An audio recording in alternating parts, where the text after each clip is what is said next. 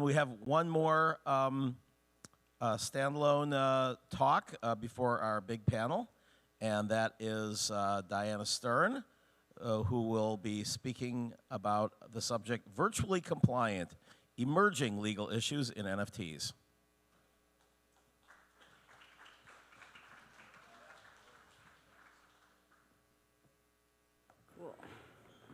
All right, hey everybody, day 4, an NFT conference, and you made it to the legal and accounting panel, so congratulations to you.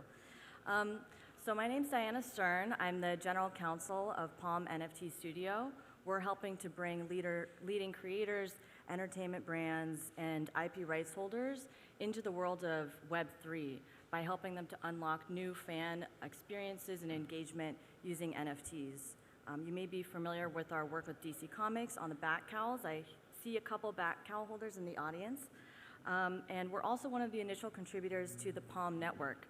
It's an Ethereum sidechain that's faster, cheaper, and 99% more energy efficient than Ethereum.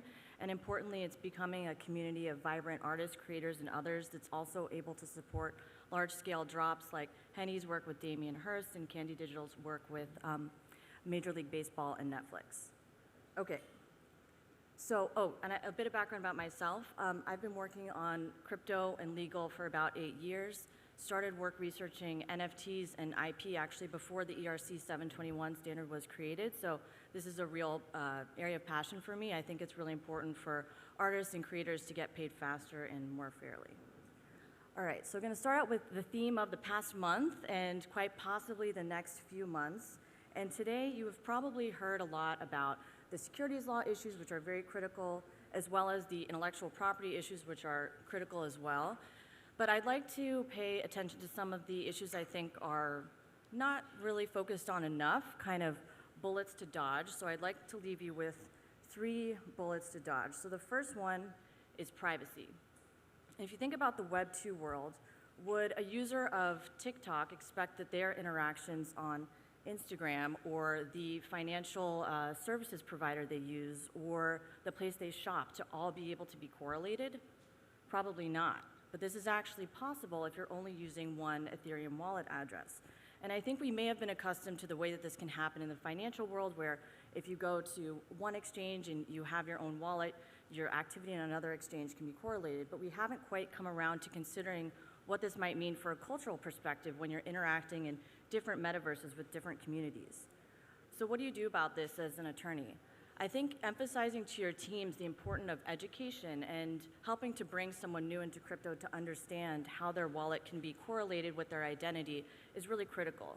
So this can either be done through robust frequently asked questions section of your website or in the user flow itself. So for example, Twitter has a really great kind of section when you go to upload an NFT as your profile picture. They actually make part of the user experience educating you on, hey, you're about to start doing stuff on a publicly viewable database that anybody can see, and you're going to connect one of your identities to that. The second issue is lotteries. So most US states have anti-lottery laws, and generally a lottery is a combination of a prize, consideration, and an element of chance in determining the winner. And something to note is that consideration doesn't always have to be monetary consideration, so pay attention to what kind of data you might be collecting for users. There's also a lot of international issues around lotteries, so I encourage you to look at that as well if you're also taking users outside of the US. All right, so what do? Lottery issues. One thing you can do is work with your teams to knock out one of those 3 elements, so either prize, chance, or consideration. So, maybe it's a free NFT, you don't collect a lot of data from the person, and you can also look at some of the trading card cases. So, as crypto lawyers, we love to kind of look at old precedent and see how we can draw analogies to achieve favorable outcomes today. So there's 2 cases I'll point you to. One is Schwartz v. Upper Deck Co., and the other is Price v. Pinnacle Brands, Inc., and those can help you to kind of think about how you might structure the product offering with your team so that you're not running afoul of lottery laws. Also, none of this is legal advice. Definitely continue working with your lawyers and outside counsel. Okay, the third one is promotions. So influencers are very big in the NFT community. It can be a very critical part of marketing, but not all influencers are aware of the extent to which the SEC and other regulators might look at the nature of their promotions.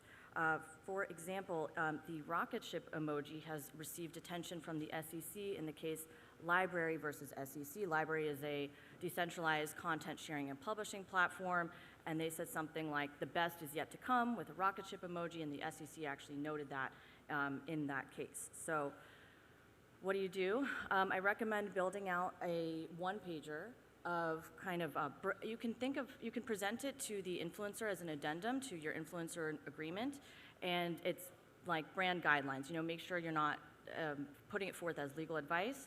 And just like you might have brand guidelines for your marketing team, just add some of those mitigations that to make clear to them what they should and shouldn't say to avoid potential securities law risk in promoting something inadvertently as an investment.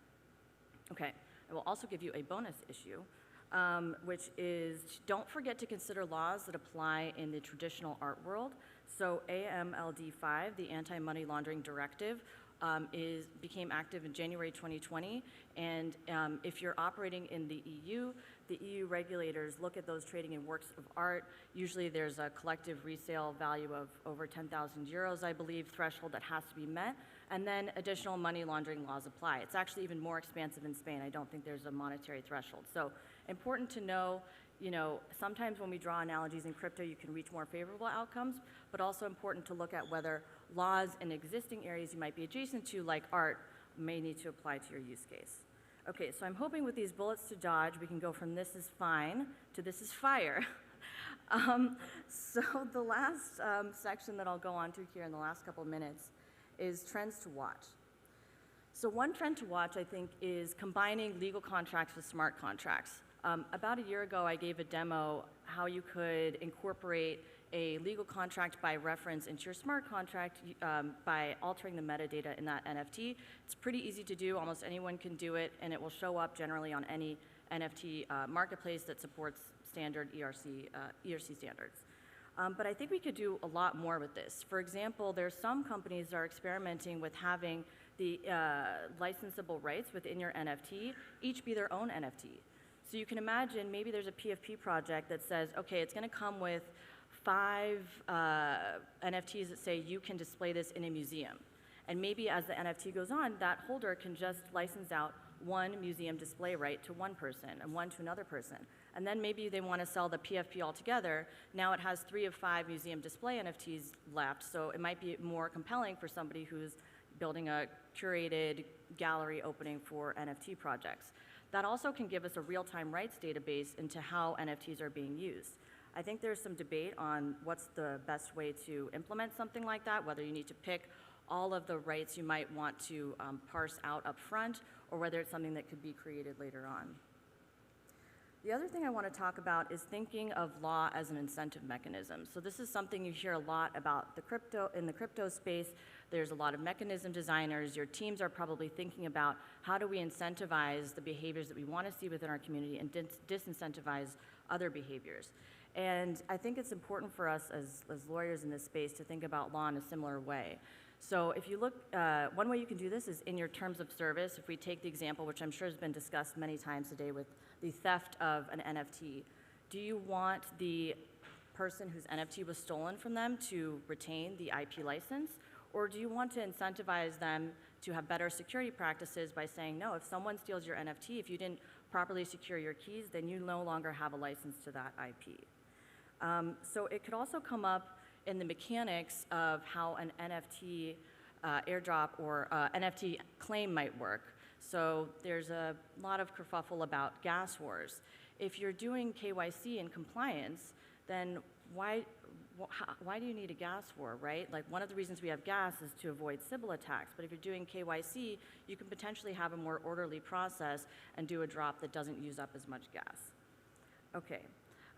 So I will wrap it up now by saying happy to chat further if you have any questions after this talk, and you can follow me on Twitter, LawXTechXArt, and thank you very much.